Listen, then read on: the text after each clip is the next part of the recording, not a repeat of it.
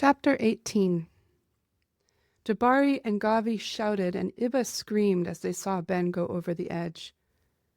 Isika threw herself on the bank and clutched at her brother's reaching hand.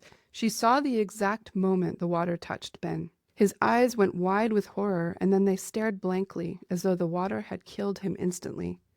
Isika held onto his hand with all her strength. "Pull me back," she called to the others, and she felt strong hands on her legs, hauling her away from the river's edge. She and Ben inched up the bank until they were both on the dry ground, Isika still holding on to Ben's one dry hand. He was frozen, stuck in the same crumpled pose. She stood, horrified at the brown sludge that covered him. "What do we do?" she cried, looking at Jabari and Gavi. Tears were flowing unchecked out of Gavi's eyes, and Jabari's face crumpled. He was silent for a moment, then went on. "There's nothing, Isika. We can't heal that. Only one of the strongest elders could do it, and by the time we reach them, it will be too late." But Isika wasn't paying attention anymore because the tugging inside had become very strong, and her anguish at what they were saying was overcome by a strong desire to touch him. She moved quickly, and right before she grabbed him, she heard Jabari shout, "Isika, no!" But he was far too late because her brother was in her arms. Her heart was full of every single thing they had been through together. Walking in the desert hand in hand back when they were small, imagining things in the garden at their house, sending their mother out in the funeral boat, staring dead-eyed at the walls when they were so overcome by grief they couldn't do anything else. She thought of the way their eyes would meet when Iba or Kital said something ridiculous, the way Ben's bowed head looked from behind when he trudged out to the temple in the early mornings. Now she knew his whole being had cried out against being in the temple. A sudden rage filled her as she held him. This was Beniam's time. He couldn't die now, just as he was breaking into a better life. She leaned close and laid her forehead on his. The poison, murky with despair, drained out of him and filled Isika.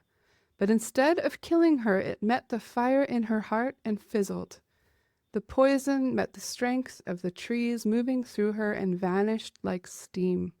Isika knew then that her brother would be fine. She dropped him and stood as an even stronger pull tugged at her. Ben's eyes opened and he sat up, but she saw it as though from a great distance, occupied with the need that screamed at her from the river.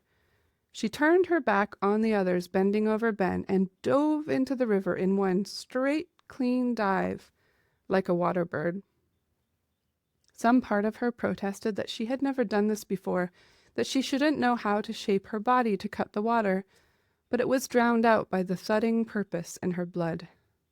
The poison of the river was much more malicious than what she had felt in Ben's body. It pressed against her, urgent in its despair, and she felt it clouding her mind. It was malevolent, desiring to suck the ability to think or move right out of her. Isika forced her hands in front of her face with the strength of a tree that withstands the rain and pushed them back through the water to her sides. She swam like a fish or a strong water bird. The water glowed where she touched it, and she felt the poison loosen its grip. Just before her lungs gave out, she broke through the surface, inhaled sharply, and dove back below. This time she felt life stir in the water. The water creatures were waking from their poisoned sleep, and they helped her. She pushed her arms through the water again, and small brilliant lights sparked along her arms, outlining her in light. The poison vanished. The water rushed back to life. Now the water fed energy back into her, but Isika was exhausted. She had taken the poison into herself to pull it out of the river, and she had extinguished it. Her body slowed and stopped swimming entirely, turning to look up at the river's surface, thinking, "Come on, Isika, swim up there." But she had no strength left, and she could only drift along with the current. She watched the light playing across the surface, which seemed very far away. Her lungs felt as though they would burst with the need for air. She couldn't move her arms, couldn't swim. Her mind was light and strange, sad and resigned. A dark shadow crossed the sunlit surface above her head, and a giant shape crashed into the water. She saw an underwater version of Jabari reach down and grab her, just before everything went black.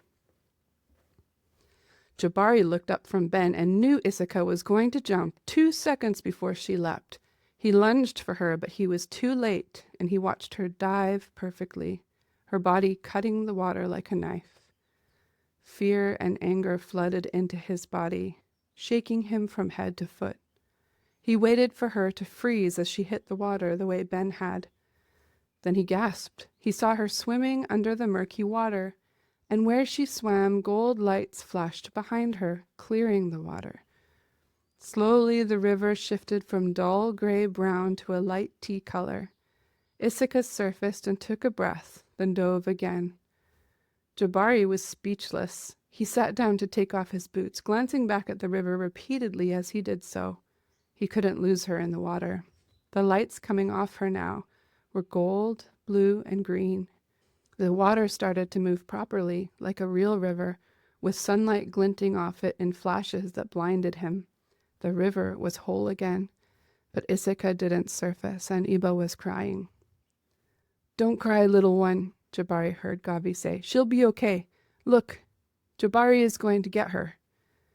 Jabari ran and jumped off the riverbank, tucking his body into a dive as he aimed at the spot he had last seen Isika. He broke through the water and was shocked at its purity, like new water freshly born from the mountains. There, she drifted near the bottom of the river, dragged in an undercurrent.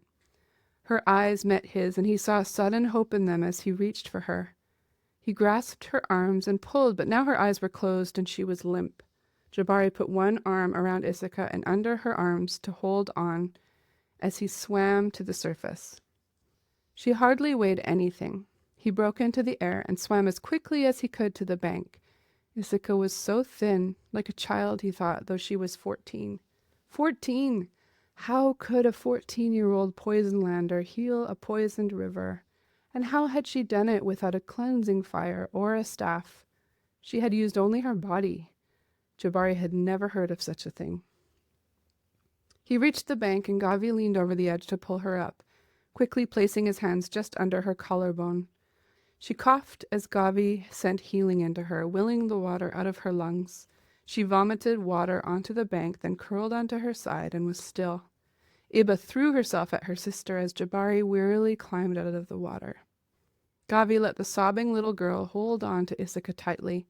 He put a gentle hand on Iba's shoulder. "Don't worry, little one. She'll be fine. She's just very, very tired." But Gavi looked up at Jabari then, and Jabari saw the worry in his brother's eyes. Jabari went to Isika and took her hands in his. They were cold, freezing, though the day was still sunny and the water hadn't been that cold. "Let's get her warm," Gavi said. Together he and Jabari lifted Isika from the soggy riverbank. Jabari scanned the area for a good place to camp while they waited for Isika to recover. His eyes landed on a smooth, flat grove, a little way upstream, with several tall trees encircling a small clearing, guarding it against the wind. "There," he said. "Iba, stay with Ben until we get back to help him." With two of them carrying Isika, she seemed to weigh even less. Gavi frowned as he tried to avoid rocks. "Not feeding children is despicable," he said. "Just give them a while in the city, and they'll soon be strong enough." "That's the thing, though," Gavi said. "They're strong. Frail but strong. I can't imagine what they would be like if they were stronger. It's almost scary to think of it." Jabari looked down at Isika as they reached the clearing and laid her down under a river tree. "She will make a good ally," he said. He was still unsure, hoping that she would become an ally. Nervous because she would be a terrible enemy. If she did whatever she felt like doing, what would keep her from falling into the traps of the Great Waste? Jabari thought that he understood his parents' emphasis on rules and training for the first time. And then he hated the feeling. Gavi pulled a blanket from his pack and spread it on the ground. Then they carefully picked Isika up again and laid her gently on the soft blanket, wrapping it tightly around her with a sheet on top for good measure. Jabari gently moved her braids out from under her head and tucked the blanket around her face. Like this, so still and seemingly small, it was impossible not to want to protect her. "How did she do it?" Gavi said. Jabari shrugged, looking at his brother helplessly. "I was hoping you would know." "I have never seen such a thing before, as you well know," Gavi said. "I worry for her. It's as though she drank the poison to drag it out of the river. She's freezing and in shock. Where are the Othra?"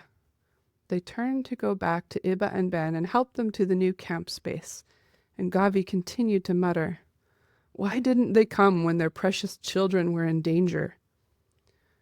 "No one knows why the Othra do what they do. They don't feel the need to explain it to us." "What about you, Yab? Are you going to explain to these Poisonlanders? Are you going to tell them who we are?" It was the Othra who had told Jabari to keep their identities a secret, but he knew it was also a way for him to keep control, as he warily led them through his land with little influence over what Isika did. She was too powerful and impulsive to contain, as they had seen again today. What she had done so far had been benign, but she was like a wild young eagle trying her talons out. She wasn't safe, and he didn't want to tell her all his secrets. "They'll find out soon enough," he said. "But they'll be walking into it blindly," Gavi replied, his face downcast. He kept his voice low as they drew closer to Ben and Iba. "I won't hold you back from telling them if you want to, but you'll have to deal with Niral afterward." "No," Gavi whispered, "I'll follow the Othra's sense of it. But I think we know Isika well enough by now to know that she is going to be very angry."